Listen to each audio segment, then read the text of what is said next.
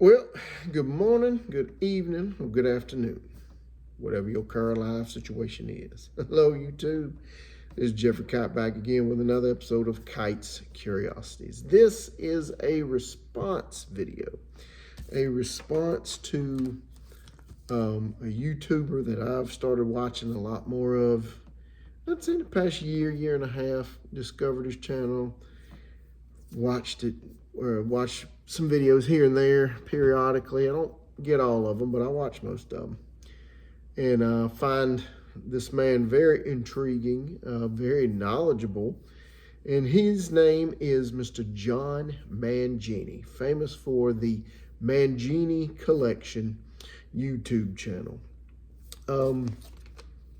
It was last week, I think it was, maybe this weekend. I'm not sure when he did this video, but he did a video recently talking about, have you adapted your card collecting habits and, dare I say, abilities? The video he did, like I said, it centers around adaptation. How he has changed his collecting habits in the past, year and a half or so. He goes into this, and the reason why I'm doing this response video is because there were so many things I wanted to make a comment on John. I'm tagging him in this video because I don't believe in talking about another man unless he knows about it. So I believe in doing things face to face. If you're gonna say things to somebody or about somebody, you need to do it to their face to where they can hear you. But it's gonna be good, trust me. I ain't gonna come down hard on you, John. John, he talked about his disdain for the adversity, his disdain for the industry versus his love for the hobby. And quite frankly, I'm right along there with him.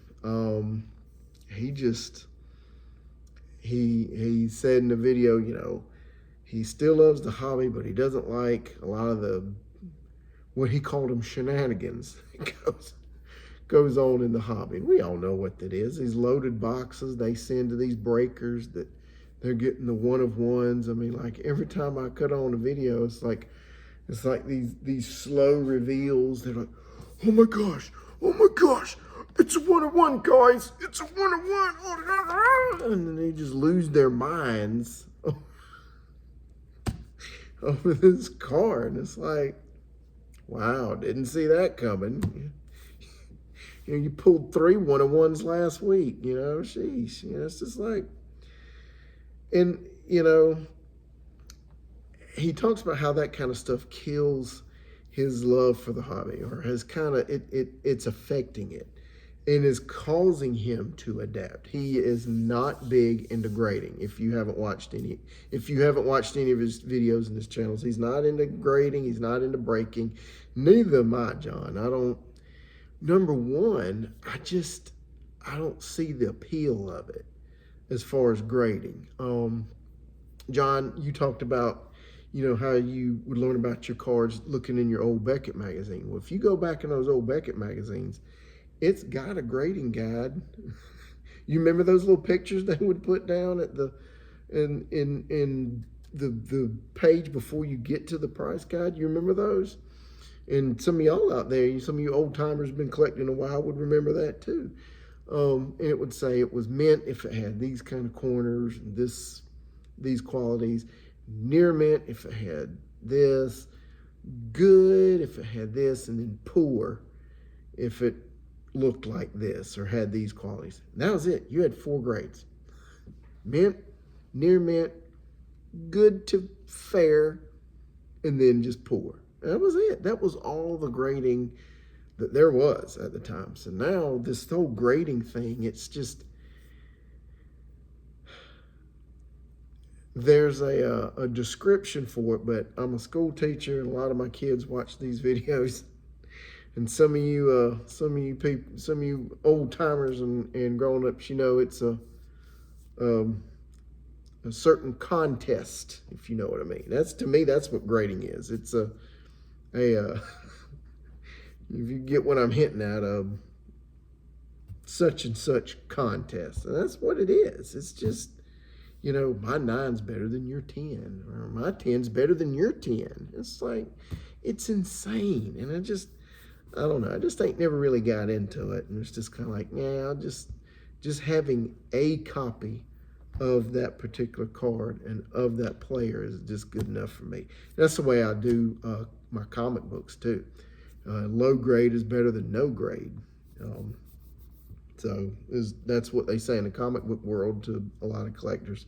And I think that applies, it's late at night, that applies to the trading card hobby too.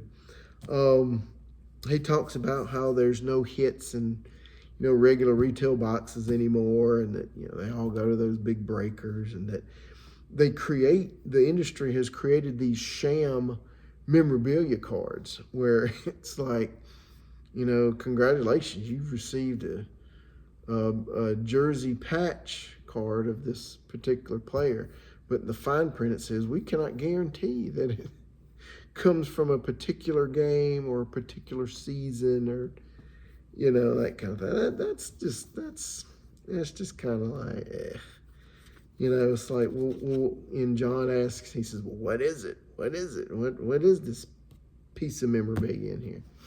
I don't like those either. In fact, I took all of my memorabilia cards that I had that I didn't want, that weren't featuring Hall of Famers. Some jersey and memorabilia cards and patch cards that I have, they're from those early days when you could guarantee it was from specific items. I still have those, but they are of the Hall of Fame players. The regular guys, I just like whatever. I took them all to a show one time and sold all of them to get some extra money I needed to purchase a Mike Tyson autograph, framed autograph picture. Framed autograph and certified, by the way, picture of Mike Tyson. And that's what I did. So I like my Mike Tyson picture better than my little memorabilia card. So John, he talks about how the hobby has become just such a hustle, and I've noticed it too. It's just, we want to collect all these cards so that I can flip them to get a bigger card or the one that I really want. And it's just like, it's almost like people are addicted. It's like a drug. You're chasing the dragon. As I've heard it called, just chasing that dragon. And I oftentimes think of, dogs chasing a car. We had, when I grew up on this dirt road in a little town called Fitzgerald, Georgia. And everybody had a dog. And a lot of people still have dogs to this day. And as you're driving down the road, these dirt roads, these dogs will come out and just chase the car and stuff. And the dirt road that I lived on, my house was at the end of a stop sign. And when the dog got to the car that they'd been chasing, they just stood there. They didn't know what to do with it. It's like, and to me, that's what this hustle business is all about. Let's get the bigger car, chase this. I'm gonna buy a PSA 8, and that's gonna be my placeholder until I get the PSA 10 of that very same card that looks virtually the same. And then when you get it, okay, now what? You just start the process all over again. You don't know what to do. There's no vision. There's no, you get, to me, it would seem like it would be just an empty feeling. And I think that's why people continue to chase these big hits and things, because once they get one, well, I got to get another, and I got to get another. Then I'm going to get all these other ones and then trade up to this, and it just never ends. And you can't enjoy something that way. To me, I like to collect things, have a purpose, collect it, meet that goal, And when that purpose is done, then we set another goal, move on to something else.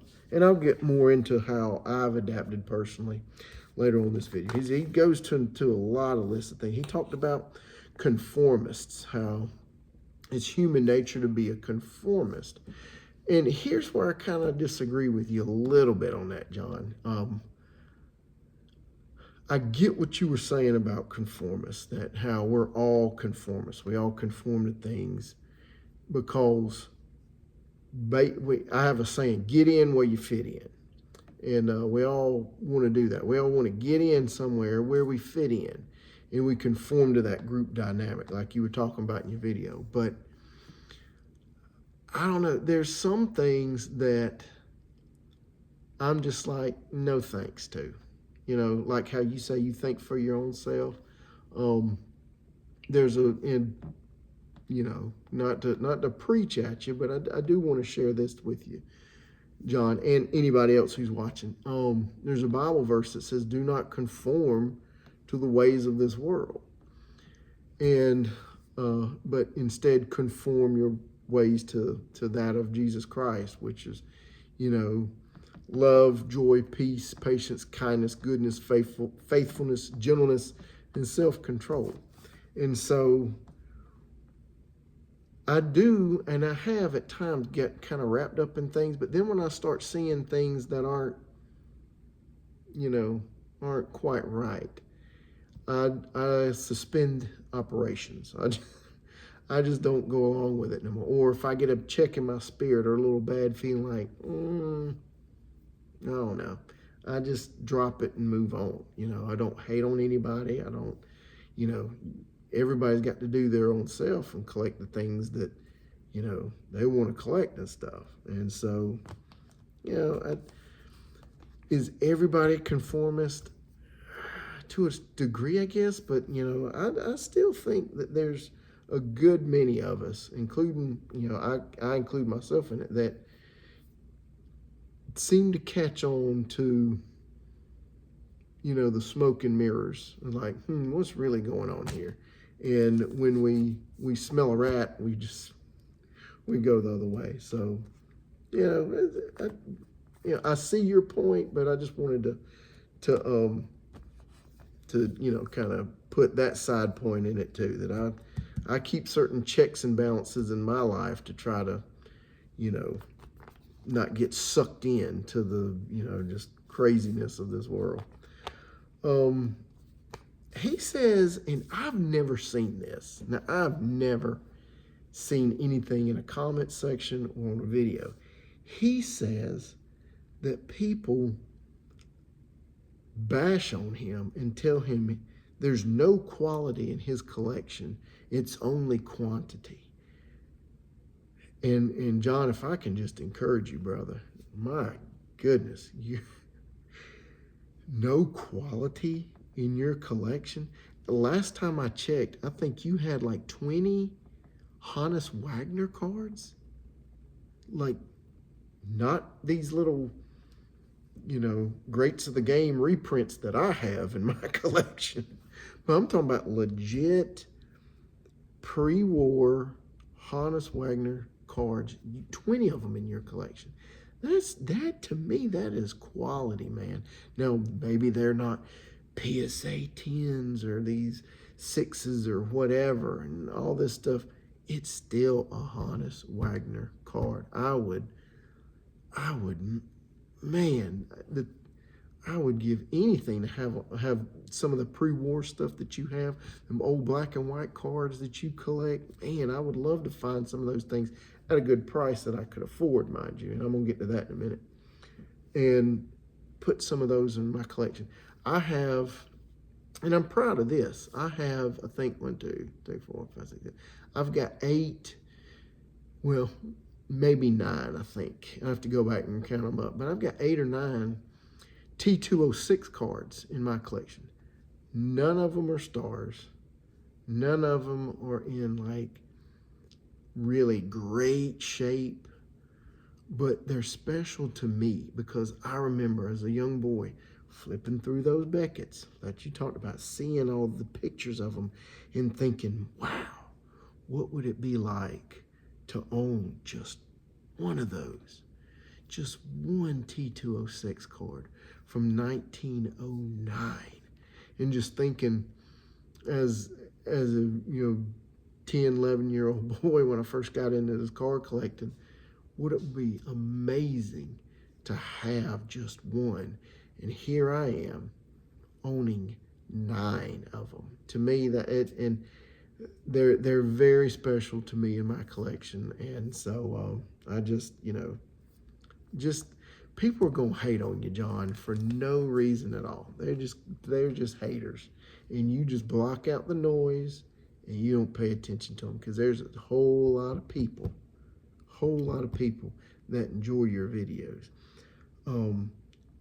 He touches on jealousy a lot of times, and jealousy about why folks hate on him and stuff. And John, if I'm being honest, I'm jealous of your collection. I'm jealous of your collection, but I think it's a healthy jealousy. It's like when I see some of the pieces that you display in your collection, I look and I say, man, I'd love to have something like that. And so you know what I do? I get me a plan. If I work hard enough and I save my money and I, squirrel it away and do X, Y, and Z, I could own something like that. I could own something from that. That's something is similar to the Mangini Collection. And that is how healthy people look at things.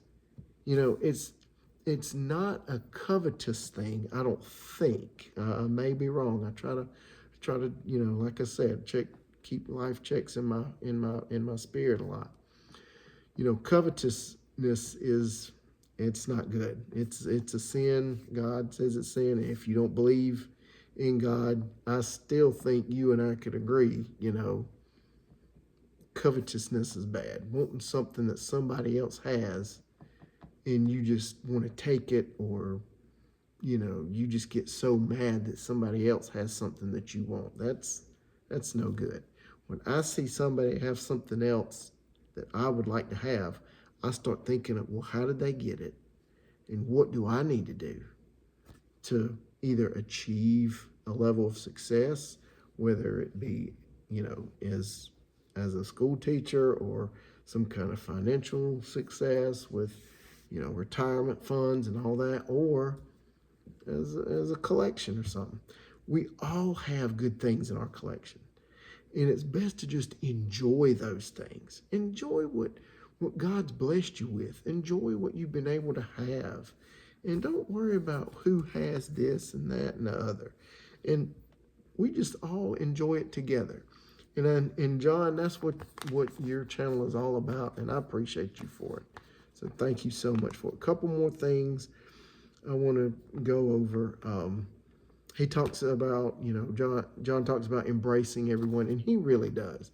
He embraces everybody, whether you're a guy like me that collects kind of low-end things, but, collects, I like the collections from my generation. Is it my fault that my generation has mass-produced cards that's just in every antique shop in garage sale in America? No, that's not my fault.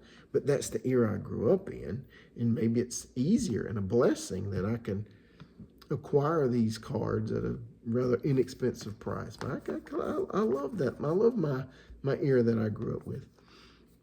And John talks about collecting in obscurity, and that he's just kind of over all the price gouging and all that stuff. John, I implore you, please, do not quit YouTube. Don't quit. Don't stop. You keep doing your thing. Shut out the noise. Don't listen to them.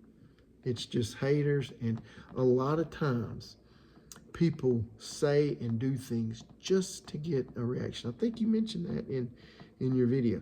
They get joy and pleasure out of riling other people up for some reason. I don't know why. That's just kind of foreign to me. But a lot of people are that way, and you just don't let them have that enjoyment. Block them like you've been blocking them, or ignore them, just whatever you find that helps you just kind of get away from all that. And John, you talk about how you now you're working on sets, binder projects, getting base rookie cards of players you like. Just keep doing your thing, man. And that's kind of you posed the question: how have we, your audience, how have we adapted to the collecting world? Kind of the same way. I've gotten to where I don't enjoy my singles. The Hall of Famers and the MVPs and the guys that, all pros, some of those star cards, I still keep those, but just the regular everyday player and stuff, I don't focus on chasing them anymore. I focus now on collecting sets and building sets and putting sets together and putting them in binders. Something I've been tossing around is collecting like some cards of and the autographs of, because I like the TTM, certain championship teams. I've gone through like some World Series teams and some NBA championship teams, some college football championship teams. And a lot of those teams have some really good signers.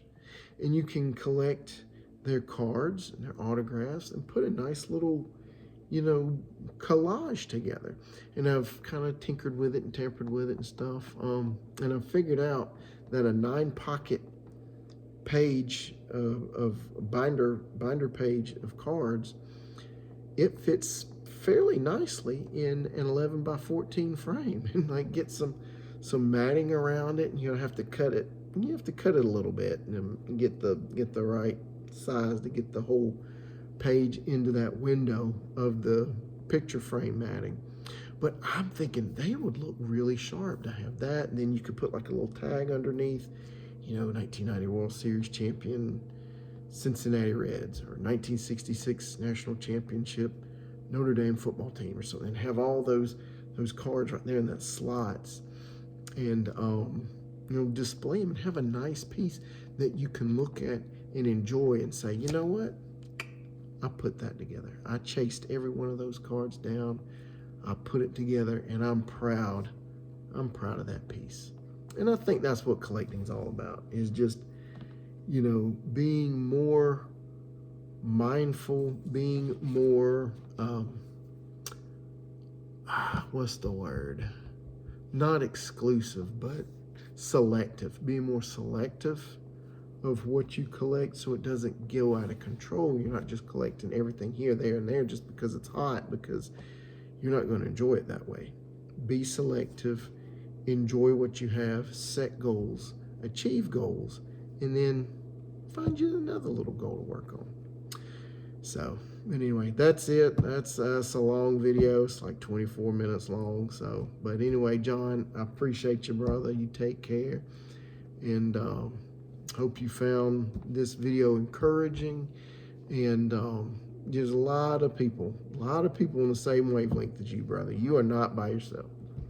And to everyone else who's watching this video, tell me what you think down in the comments. As always, like, comment, subscribe, do whatever you want to do. Till next time, y'all. Take care now. Have a good one. Bye.